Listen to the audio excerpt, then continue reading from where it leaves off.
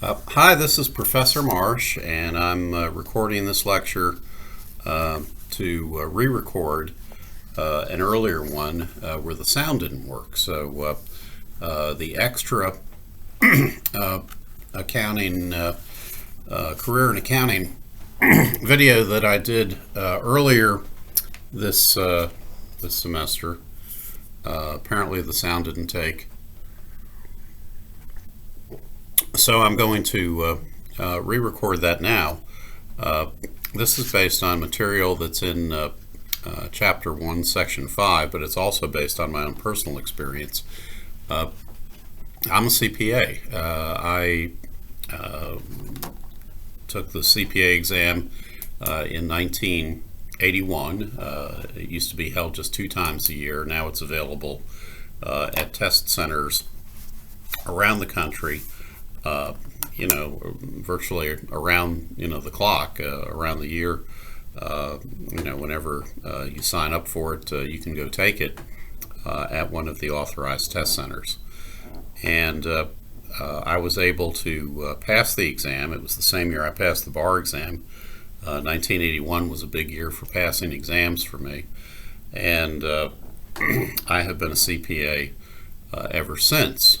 In order to become a certified public accountant, you have to meet certain requirements to sit for the exam, and then you have to pass the exam, and then you also have to have a certain amount of experience in accounting under the supervision of another certified public accountant. And so it's a little bit like a trade where you have to learn it both in terms of your educational preparation, but then also in terms of your experience. And to go into accounting, I was not an accounting major in college. I only took one accounting course in my undergraduate program, and then I did get an MBA at the same time that I was getting my law degree in a joint degree program at UNC Chapel Hill. And while I was there, I took sufficient accounting courses in the MBA program and tax courses in the law school in order to satisfy the hours of education that were required at that time to sit for the CPA exam. And at that time, graduate courses in the law school and the MBA program counted as 1.5 times the number of credit hours, and so I was able to sit, even though I had a lot less accounting, I suspect, than most other people did at the time that they take the exam. But most people who are taking the CPA exam these days are going to be accounting majors in order to get a sufficient number of hours, or at least business majors, maybe with a minor in accounting. And then they're also, in order to be licensed you have to have 120 hours, which is basically a bachelor's degree, to sit for the exam. And then in order to be licensed, you have to have 150 hours, which means basically a fifth year of college, or perhaps a graduate program, in order to have the education now to become a CPA. So that's one possible career in accounting, but there are many, many, many others. And the book describes what some of the personal attributes are, educational background, and that sort of thing. I know that there are some accounting programs which are 5-year programs. There's also the ability to, even if you're a non-degree student, to take another year or to get additional accounting hours in a postgraduate environment. But the book has a diagram. I've got that right here about possible paths to a career in accounting, and I did want to talk about a few of them. They've got auditing, entrepreneurship, taxation, managerial accounting, financial accounting, financial planning, consulting. My wife worked as a consultant for Ernst & Young. I spent some time with the firm that's now called Deloitte. It used to be called Touche Ross and Company. And then we got information systems down at the bottom if you're really good at computers and that sort of thing. So there are a lot of careers that would benefit from an accounting education, and certainly general management. Many people who go into general management oftentimes have that sort of logical mind and mathematical skills that also benefits them in a more generalized fashion than just being an accounting specialist. So these are all described in your book. In my case, I went into the practice of law as after just a short time in public accounting, and I had received an advanced degree in taxation after my law degree and my MBA. I got a graduate tax degree that's called an LLM, a master's in accounting. It's a law degree that's a post JD degree, and I did that by going up to Washington D.C. and studying tax for a year.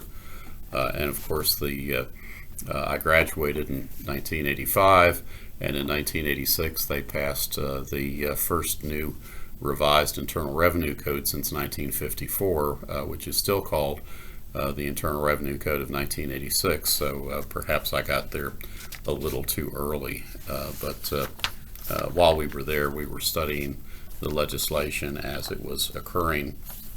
And I actually got to attend some classes with Marty Ginsburg, whose wife was the famous RBG, Ruth Bader Ginsburg, who recently passed away, but who was a Supreme Court justice for many years.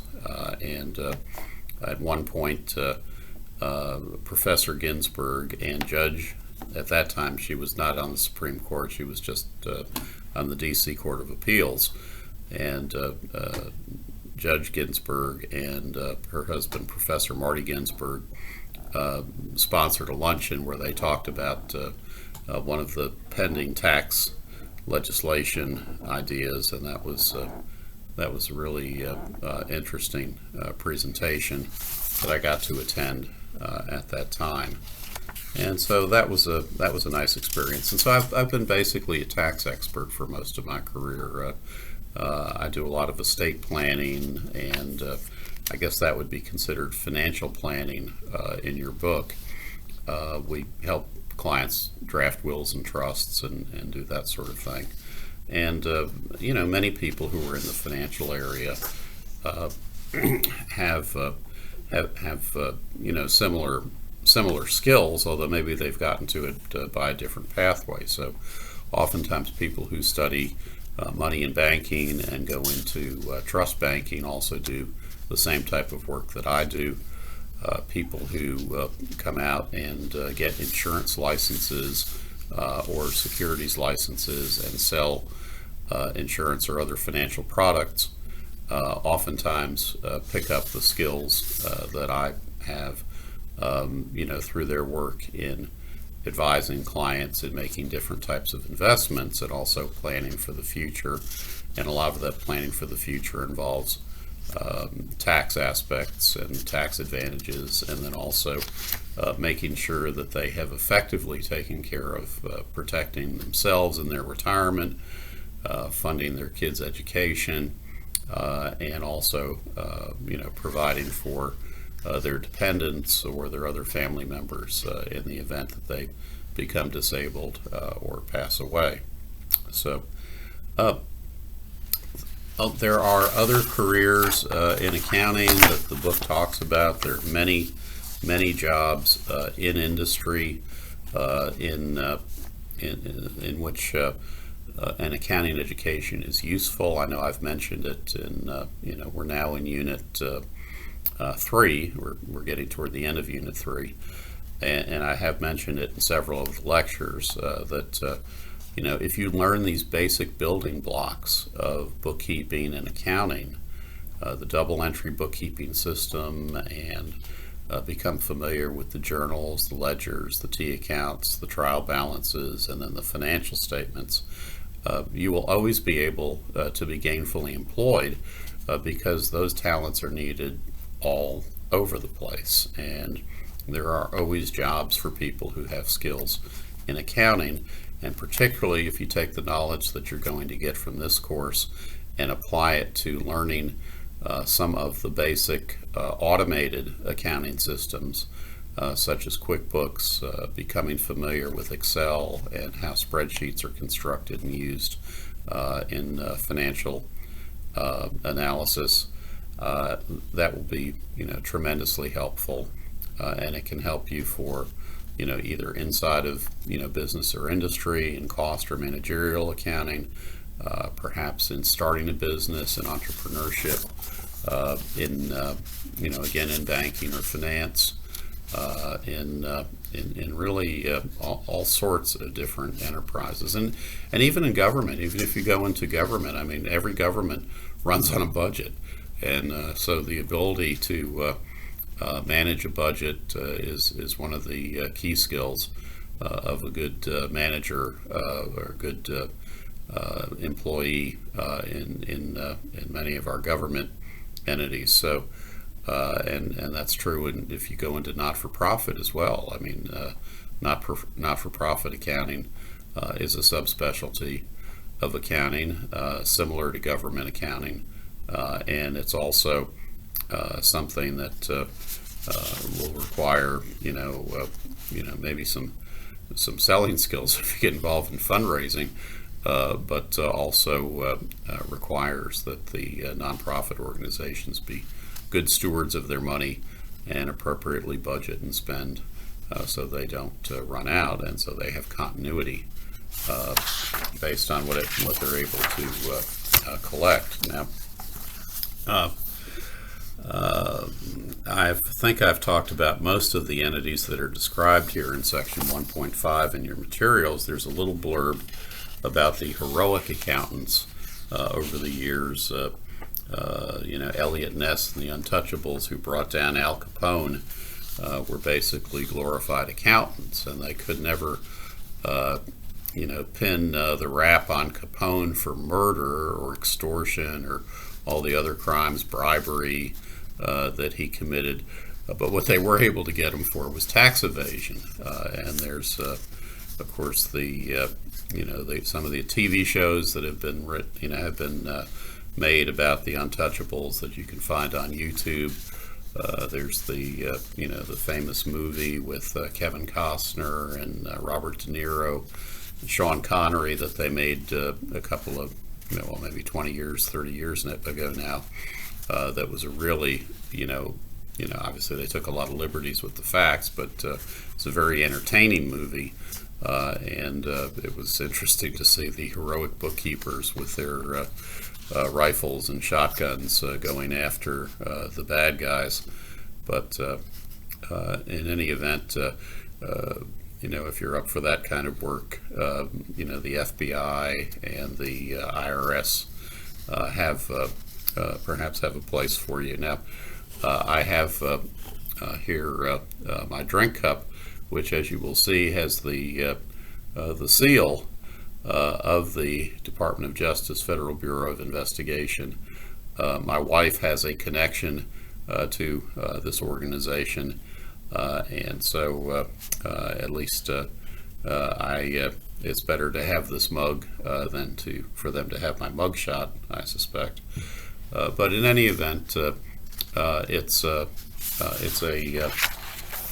a possible career in law enforcement or in some other government regulatory agency, maybe this SEC or perhaps one of those agencies that deals with financial matters, the Fed, banking, Department of Treasury, those sorts of things. So in addition to the certification that I got as a CPA, there are a lot of other certifications that are useful. We mentioned certified financial planners and some people who are in the financial planning industry and also in the financial sales industry. There's also a certified management accountant designation that people who are really good cost accountants can get working in industry. There's also a certified internal auditor, which is a very useful designation for someone who is going to work inside of an organization and audit the financial records of the organization from the inside, as opposed to doing it from the outside as a public accountant. And then there's the certified fraud examiner, and I think we mentioned earlier in the semester that it was a certified fraud examiner who actually brought down Bernie Madoff. He, in addition to being a certified fraud examiner, he was working for a competing hedge fund, and he tried to recreate the financial models that must have existed in Bernie Madoff's hedge fund for him to be able to achieve those incredible, consistent high returns that he knew that in the the ups and downs of the markets he was never able to accomplish.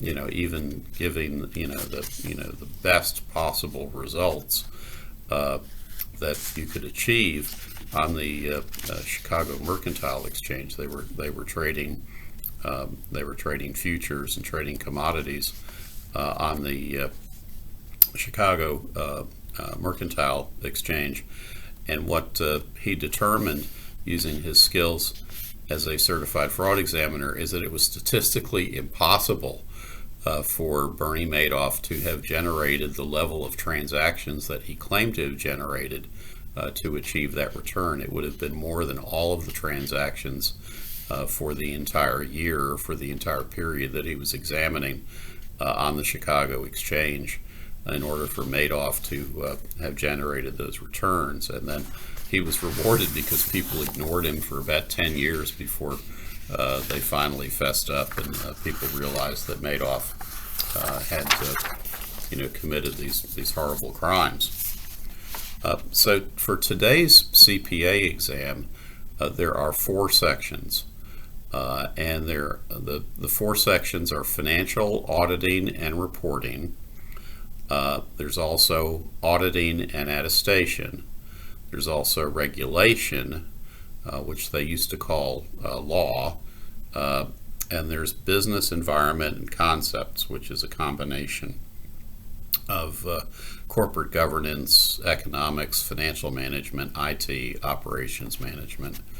And those sections of the exam are all 4 hours. So the overall CPA exam is a 16-hour examination. And each section has multiple choice questions. So those multiple choice questions will be similar to the questions that you see on the quizzes and in the exams that you're going to have in this class. I mean, they might be more difficult than the ones that you're having. This is kind of an entry-level class. But those multiple choice questions are typically worth 50% of the total grade for the section. And then there will be 4 to 8 task-based simulations. And what are task-based simulations? Well, those are the exercises or problems that they have on the CPA exam. And then the business environments and concepts section, which is the hodgepodge of corporate governance, economics, financial management, IT, and operations management, that has 3 written communications. So it has 3 short essays. That's what that means.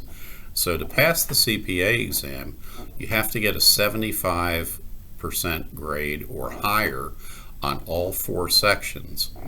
And it used to be that you could pass one section and then keep that credit for 5 more exams.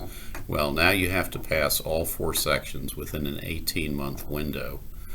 So that's a relatively tight window to pass the CPA exam, but you can take it a lot more frequently than we used to in the past. We could only take it every 6 months in the past. So anyhow, the percentage of people who pass the CPA exam, who pass all 4 sections on first taking, is about 6% to maybe at best 10% on any exam. So typically it's less than 1 in 10, maybe 1 in 16 who pass all 4 sections the first time.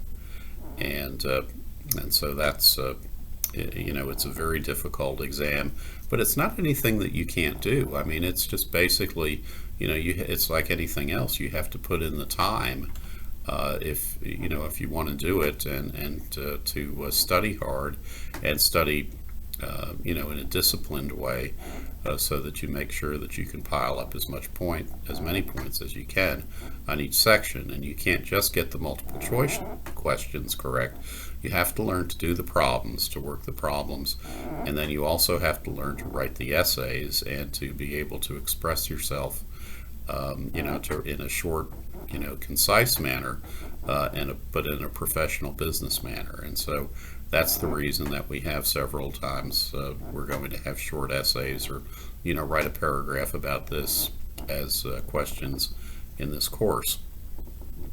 The education that you have to have, as I said, you have to have 120 hours, 120 college hours to sit. That's a 4-year program, and they have to include 24 hours in accounting, including this class, managerial accounting, tax, and auditing, 24 hours in economics, finance, business law, management, computer science, marketing, and additional accounting courses that were not listed above.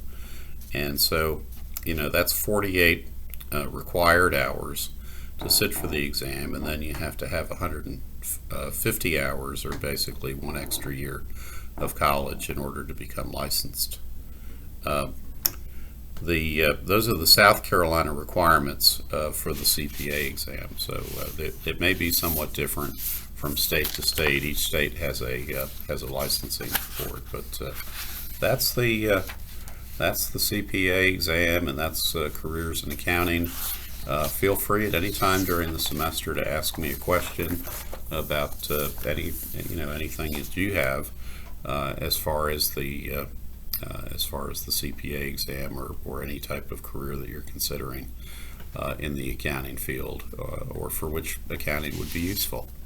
So with that, have a great evening, and we'll talk to you again soon. Thanks a lot. Bye-bye.